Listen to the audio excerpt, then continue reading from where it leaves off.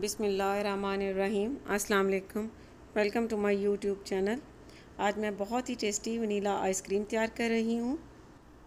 और अगर आपको मेरी ये रेसिपी अच्छी लगती है तो मेरे चैनल को सब्सक्राइब करना और बेल आइकन का बटन प्रेस करना मत भूलिएगा, क्योंकि इससे मेरे आने वाली हर नई वीडियो पहले आप तक पहुँचेगी।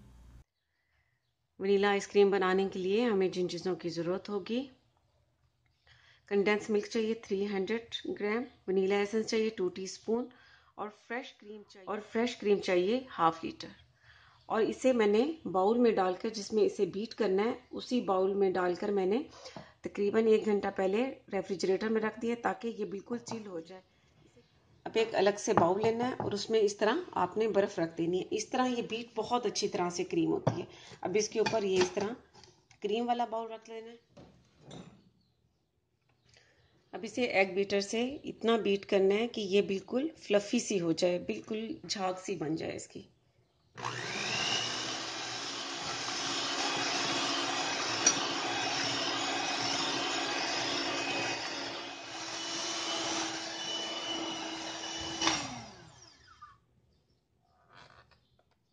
मैंने क्रीम को इतना बीट कर लिया है कि ये देखें, ये बहुत फ्लफ़ी सी हो चुकी है। अब इसमें वनीला एसेंस डाल देना है और दोबारा से इसे बीट कर लेना है।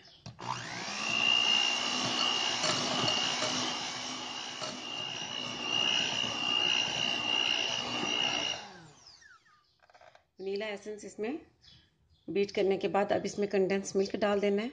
कंडेंस मिल्क का बता दूं कि आप मीठा अपने हिसाब से रख सकते हैं। अगर आपको कम मीठा पसंद है तो आप इसमें हाफ कर दें।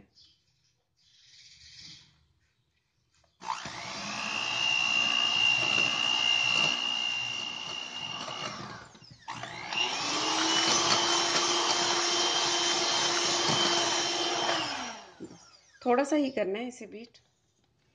मिक्स करने के बाद अगर आप चाहें तो यहाँ पर अपनी पसंद की बिस्किट भी डाल सकते हैं और इसमें नट्स भी डाल सकते हैं। मैं इसमें थोड़े से बादाम ऐड कर रही हूँ, बहुत अच्छे लगते हैं इस वनीला आइसक्रीम में। और मिक्स कर लेना है। वनीला आइसक्रीम को अब मैं इसमें डाल रही हूँ, या आप एयर टाइट डब्बे में भी डाल सकते हैं।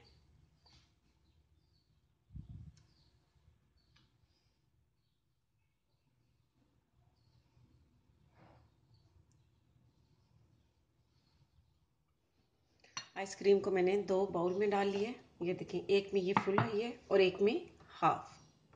आप चाहें तो प्लास्टिक के डब्बे में भी डालकर कवर करके रख सकते हैं।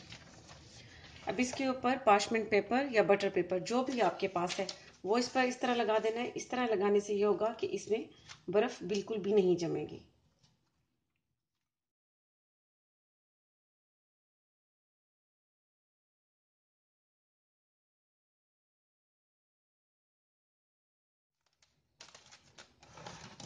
अब इसके ऊपर ये क्लिंग फिल चढ़ा दिया मैंने।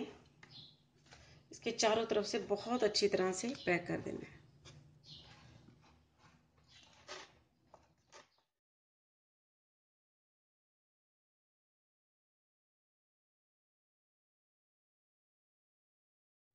अब इसे आइसक्रीम को 2 घंटे के लिए रेफ्रिजरेटर में रखना है और 2 घंटे के बाद निकालकर इसे मिक्स करके फिर दोबारा रखेंगे। आइसक्रीम को रखे हुए रेफ्रिजरेटर में 2 घंटे हो चुके हैं। निकाल लेना है और मिक्स कर लेना है। कितनी प्यारी आइसक्रीम बनना शुरू हो चुकी है। अब इसे इस तरह मिक्स कर लेना है कांटे से।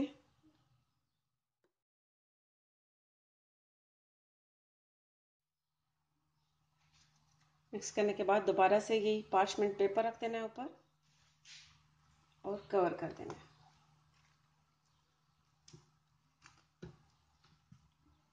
अब इसे ओवरनाइट के लिए मैं रेफ्रिजरेटर में रख रही हूँ। वनीला आइसक्रीम को ओवरनाइट रखने के बाद अब इसे मैंने निकाल लिया।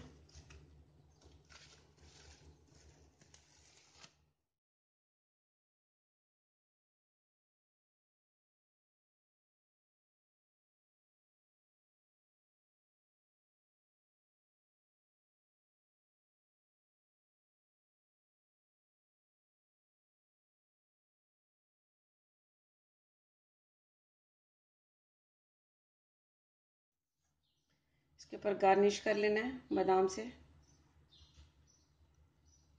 ये बहुत टेस्टी तैयार होती है। आप घर में बड़े आराम से वनीला आइसक्रीम तैयार कर सकते हैं। बहुत ही टेस्टी वनीला आइसक्रीम आप घर में बड़े आराम से तैयार कर सकते हैं। तो आप ज़रूर ट्राई कीजिएगा और इसका फीडबैक मुझे ज़रूर दीजिएगा। इसके साथ ही अल्लाह हाफिज़।